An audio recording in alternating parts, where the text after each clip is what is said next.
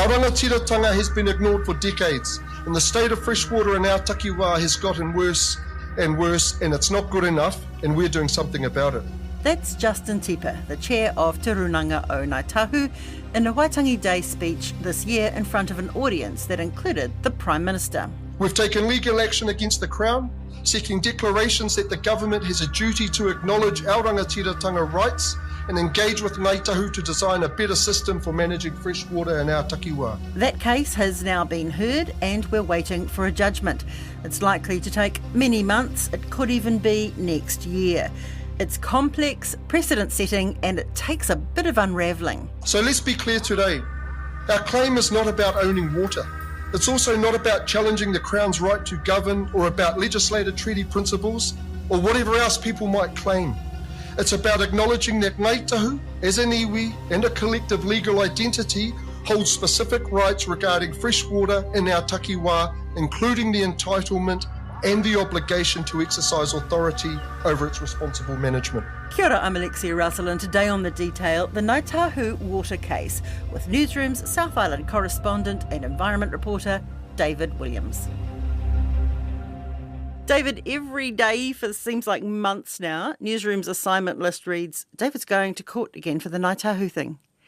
What's the Ngāi Tahu thing?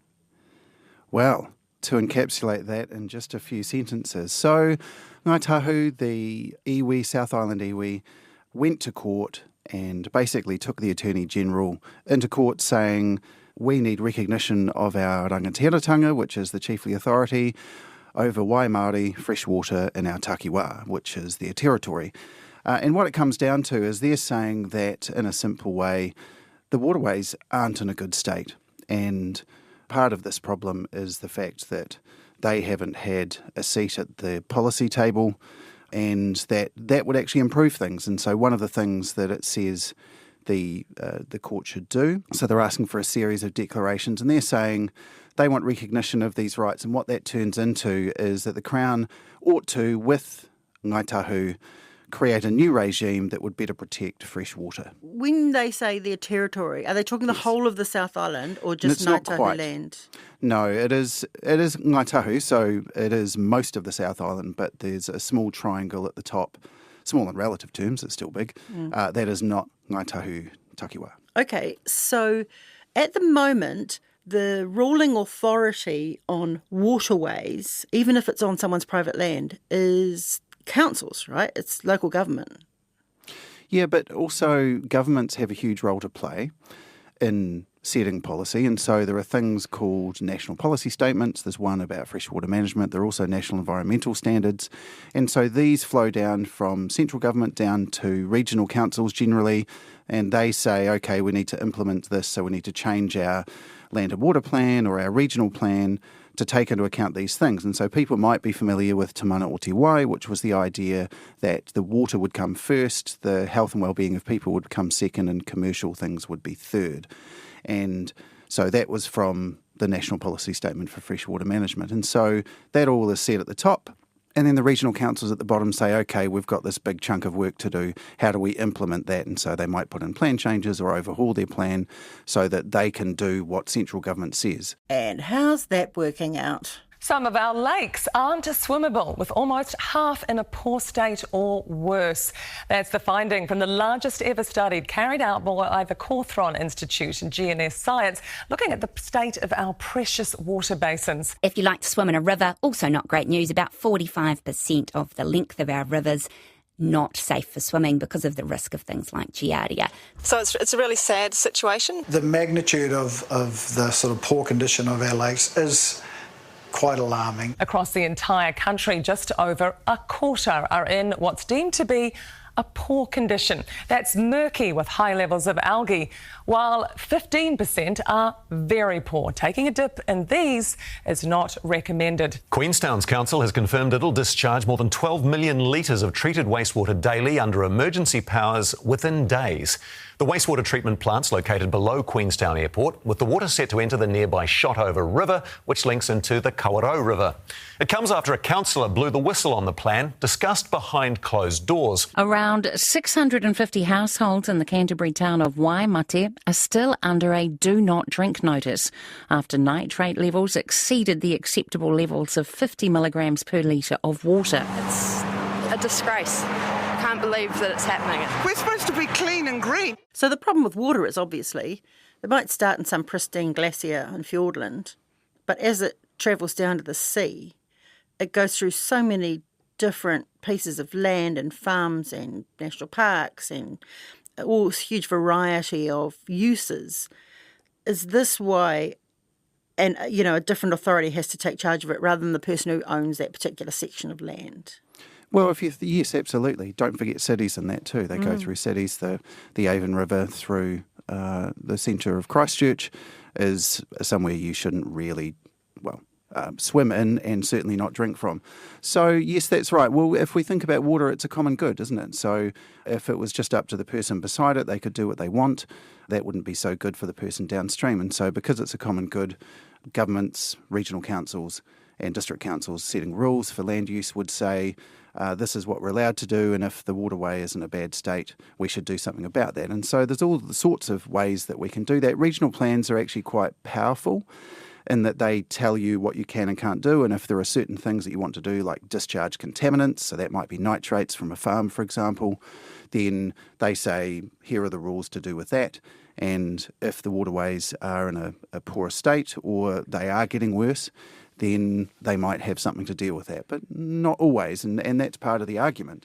Ngāi Tahu are saying that regional councils haven't been very good at doing this, and so I guess there's a mix of things saying, well, does that come from the top? But as Ngāi Tahu point out, they have a settlement with the Crown, and so it's this Crown and iwi partnership through the treaty settlement process that they say should decide that they have a seat at the table and that, in fact, a better policy direction should be set, because that's actually best for everyone. You talk about water quality, and it's not getting any better, is it? I mean, there's a recent environment report out just, this month, that said although our air is getting easier to breathe because of all the electric vehicles, our water, what are the stats on that? It's pretty bad. It is bad. So, you look at along the length of waterways, particularly in rural areas, but also in cities, there are large amounts of our rivers that are in a bad state because of these nutrients, things like nitrate, like E. coli, like sediment, like phosphorus, and they are contaminating what we're doing. And if you think about it, we also have, at the same time as we might be pouring more in, these nutrients, we're actually taking more water out. And so that diluting effect isn't as effective as it used to be. And so we're taking water out for all sorts of things. So we're doing it for large industry, we're doing it for public drinking water, but we're also doing it to irrigate our farms. And that's a particular issue in Canterbury. You could say that while the takiwā of Ngāi Tahu in this case was all over the South Island, bar that little triangle at the top, there was a particular focus on Canterbury because it has so much more fresh water, and in that case it also has so much more irrigation for intensive farming than anywhere else in the country by far. And so these particular problems are quite acute in Canterbury. So who's the villain of the piece? Is it dairy farmers? Well, the finger was pointed directly at intensive farming, but you could say that they're pointing at themselves because the tribe actually has quite a thriving farming arm, and they do have dairy farms. They have farms in different parts of the country. And so while they're going to court arguing over this better protection of fresh water, they are actually part of the problem. And so that was one of the arguments run by Federated Farmers, the industry's lobby group. They said, well, how can they be doing this? This will affect them. And in fact, under cross-examination, the representative of Ngāi Tahu Farming said, well, I don't know if we can meet these limits. So they did say there should be much stricter limits for contamination of waterways. And actually, when you look at the stats from where those farms are, particularly in North Canterbury, Ngāi Tahu might have a bit of a problem, and so that might hurt that particular company's bottom line. How did Fed Farmers get a look in, David? So the process for this court hearing is that you put in a statement of claim and you name the defendants, but other parties can join. And so there were three in this case. There was Federated Farmers, There was Environmental Defence Society, which both said they have a greater interest than the public at large. And there was also Tātou Tātou o te Wairoa, which is a trust in the North Island, which has some links to Ngāi Tahu. But they've also put in a freshwater claim, and so they also claimed, rightly, the court said, yes, you do have a greater interest than the public at large. And so they joined in, and they didn't have a huge kind of bearing on the case. They were limited in the number of submissions they could make, but they could cross-examine certain witnesses if the court said that was okay. And that was actually quite interesting because Federated Farmers cross-examined two scientific experts, and so it was Mike Joy, the freshwater ecologist, and Tim Chambers, he's a public health researcher. And so even though this was a case between Ngāi Tahu and the Crown, the cross-examination for those two witnesses was Federated Farmers, which was a bit of a curiosity. This is a complex case, I guess. It's went on for 2 months, is that right? Yeah, so it was really big. And at the outset, Ngāi Tahu said the reason this case is so big is because of the way that the Crown formed their arguments. And so they have a statement of claim. They say, this is a problem, this is a problem. And the statement of defence from the Crown says, well, we deny this and we deny this. And so as part of that, in a simple way, they said, we deny that there are issues with freshwater quality and quantity. And so they were taking that legal assertion and saying, well, we need to call evidence on that. Unfortunately, on the other side, they called all this evidence and they got these experts to talk about these matters. And the Crown didn't call its own evidence. So it just sat there and it was basically accepted.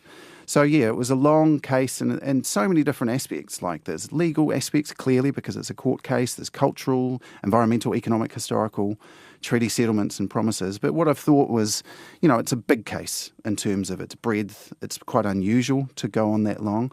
But it's also a small case in a way because how often do you see all of those issues contained in one place? And there's actually a real power to traversing all of those things at once instead of having them appear disjointedly in the news cycle. Something might happen over here and say, well, there's a water quality problem. Public drinking water might have a boil water notice in some aspect of Canterbury or somewhere else. There might be a call from the government to boost the economy by driving exports from farming. We also need to make life a lot easier for our farmers and back them to compete with the world, because farmers are the heart of our economy. And when they're doing well, it actually benefits every single Kiwi. And I back them. So core to our RMA reforms will be making it easier to be a farmer, with more time spent milking cows and a lot less time filling out paperwork and asking for permission. But to have all of those things in the one place was actually really important because you don't see that very often. Yeah, also I guess if you have a treaty settlement and in that settlement is an acknowledgement that the tribe has a strong interest in the water, and then you just pay that lip service by sort of consulting but not giving them an actual seat at the table in terms of decision making. Does that form part of this case? There's a lot to unpick there, Alexia. So, yes, there is. So, if you start at the beginning, it is acknowledged in the Settlement Act. And so this was an actual act of Parliament. And so the Crown was arguing, well, this wasn't a functional part of the Act or an operative part of the Act, and so it doesn't have legal standing in the way that something else would. So there's that. And yes, the Crown says, actually, Ngāi Tahu are all over this. Sometimes they get commissioners appointed to consents. They obviously have a huge part in the preparation of plans. They get acknowledged or they get a notification early of consents and all of these different things. And so there's this idea that they are involved in all of these decisions. But actually, that's not what Ngāi Tahu says. They say that they are involved to an extent, but they don't feel often that their arguments are listened to, that in fact they might have firm views about what should happen and they're just cast aside and whatever it was proposed goes forward anyway. But also that they are only involved in a way that the greater public is. So, for example, when submissions are made, they're just dealt with in the round. In the great wash of submissions, they are just one voice. Whereas they say it should be different to that. They should actually have a stronger voice and should be listened to more keenly. And I'm sure next week we'll start hearing politicians and various other commentators whipping up a frenzy about radical, greedy Ngāi Tahu trying to own water and how it's a threat to our democracy and the rights of all New Zealanders. And once again, they'll be wrong on purpose. So we're going to court on that one. That's the rule of law, another central plank of our constitutional monarchy. And on the other side of the trial, our hope is that we'll be able to develop a solution that ensures we're getting the highest and best use of our freshwater resources for the benefit of all New Zealanders, which, to be clear, is not what's happening under the current system. So, yeah, all of that was traversed in the court over those 2 months. David, this might be a bit sort of peripheral to this case, but when you get these treaty settlements and you say, yes, you acknowledge that iwi has an interest in, say in this case, the waterways, and then in actual fact that doesn't really mean anything, you can see why there's a criticism from Murray that there's a bit of lip service going on here. Well, that's right. And I guess that's where you can make a distinction between a legal claim and claims of policy or the way that the governments are acting. I mean, their firm view in this case was that there have been decades of promises that have been broken. In fact, in that Settlement Act, it said there should be a new era of cooperation. And many witnesses said this just has never materialised. And if you move that on from, the argument is made, I guess we can argue whether this is the case, but the argument is made that the lack of input from Māori into these processes means that the environment has got worse. Now, other people would say, well, that's got nothing to do with it. There are other reasons for that. That's fine. But a lot of people looking from the outside in might have to say, well, okay, well, let's have a look at this. And surely our policymakers, if they haven't been effective to date in protecting our water, do need to try something different. And maybe that's part of the strategy. The strategy is to start discussions, particularly between iwi and the Crown, about how this can be done better. So maybe the judgment is to one side in some ways, but if these discussions start, that's the important thing. And obviously a lot of people in the general public would be happy too. And it has the hallmarks of the 1990s when Ngāi Tahu and the Crown actually broke off negotiations about their settlement. And there were a series of court cases taken by the iwi that prompted the Crown back to the table. I mean, that's the timeline. Again, you could argue whether that was the case, but it seems to be. And so is this part of the strategy? I don't know. I haven't asked that one. But it seems quite similar in that the law can be used to prompt discussions. And in fact, one of the witnesses, Te Mauri Tau, he was one of the lead witnesses or the lead witness for Ngāi Tahu, and he said, well, this is a discussion. This is what we want. I mean, the Crown and iwi can start these discussions, and the Crown has the right to walk away because that's how a partnership works. But what we want is discussion, and we want it to be, it's about fresh water, and we want things to get better. The Crown not so interested in a discussion carried out in the High Court. Its lawyers argued the right forum for this argument was the Waitangi Tribunal. The Waitangi Tribunal is a recommendation-only body, so that is a problem, you could say, from Ngāi Tahu's point of view. They're saying, well, actually, the law can be decided or changed or whatever by judges. Judges decide where this falls down. This is actually more powerful. And so, yes, there's big pushback from the Crown about where this should be, but also they're saying, well, we're traversing arguments that were settled some time ago, and that actually this tramples over the sovereignty of Parliament. So these are very weighty issues. And so in some ways, it's not a surprise that Chris Finlayson, Mike Colson KC was the person on the other side for the Crown, that these people are involved, because this is a really important case, and both sides will be looking at it and saying, well, we don't want to lose this. And if they, no matter what the outcome, you wrote a story, your most recent one, is about the shifting sands under this case. Can you explain that to me? Well, if you look at the record of this government, there have been a series of decisions by courts, and very quickly they've moved to give workarounds or to block certain things. And so there was a court decision in Southland that said this rule that's a real problem, and so there was a change to the law. There was a case this week. This case was taken by the Environmental Law Initiative, and part of the discussion was, okay, well, when a certain consent was granted to a big irrigation company, MHV, they were not allowed to do this because there was a certain section of the RMA that said it should be notified, and actually, because of the effects on the environment, it shouldn't have been granted. But since then, the law has changed. So this government changed the law, and so what it now says is that if you can prove that during the duration of the new consent, improvements will be made, they don't need to happen immediately. Even if those adverse effects from this consent previously have been significant, then a council is able to grant consent. And so that cuts right across what the judge has to do. He has to take this law into account. And so the sands under this case are shifting, and the government certainly has proved that it's willing to change the law to pursue its policies.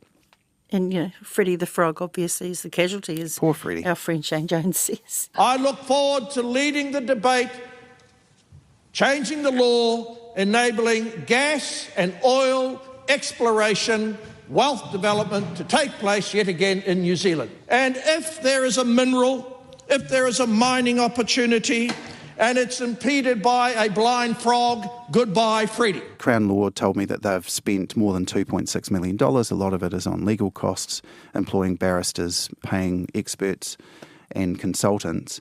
Well, was that the best use of that money? And the argument that was run was, well, this is not a good use of money. It could have been better used cleaning up water or actually making new policy that would do that itself. And one particular academic, Margaret Motu, she said that money was used to defend the indefensible. Those are her words. If Ngāi Tahu won this case, is there any guarantee that their input would help clean up waterways? Well, there's no guarantees, is there? And also it's up to the government. I mean, whatever's negotiated or hammered out, you can say, well, at that level, policy has to be made, Crown is sovereign, so there's that. But if you look at the documents and the policies that have been enacted till now, they all talk about all these different things. They talk about protecting the environment. They talk about maintaining or enhancing the environment. All of the regional councils have that as their kind of benchmark. That's what we're here to do. Consents talk about making sure that environment is protected under certain conditions. But if you look at the 30 years or more than 30 years now that the Resource Management Act has been in place, don't think it's done a very good job. So, no, there's no guarantee, but for many reasons. And as much as there might be a great will for people who are elected to councils or elected to government to do this, actually, when you enact a policy, you've got to make sure that you can do that job. And so regional councils, for example, have to be staffed and they have to be able to take enforcement where it's necessary. And an accusation against regional councils is that they're there to do a job, and in fact they're not doing that. It's not sending the right message to those people who are actually breaking the law or breaching consents.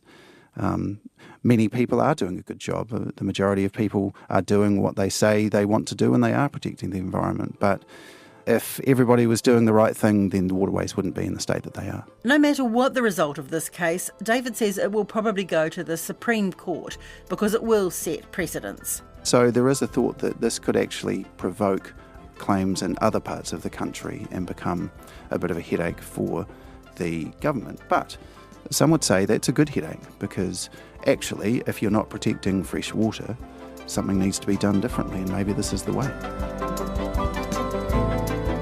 That's it for today. The Detail is a newsroom production supported by RNZ and New Zealand On Air. This episode was engineered by Ben Pearce and produced by Gwen McClure. Thanks to David Williams. I'm Alexia Russell. Mā te wā.